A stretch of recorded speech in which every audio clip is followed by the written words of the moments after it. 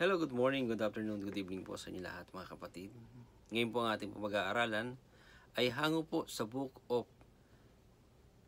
Philippians chapter 4, verse 4.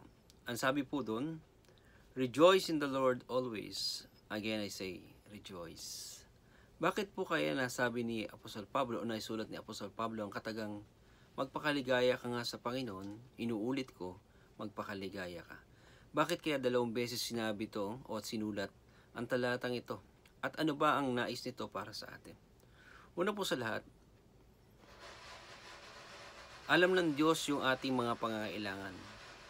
Alam ng Diyos ang problemang ating kinakaharap.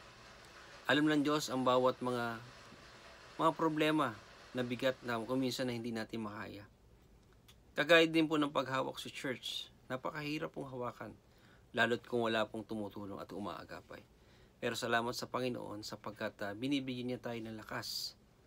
Katulad ng talatang ito ay nagbibigay ito ng lakas para sa atin na magpatuloy tayo sa paglilingkod sa Panginoon. Kaya sabi niya, rejoice in the Lord always.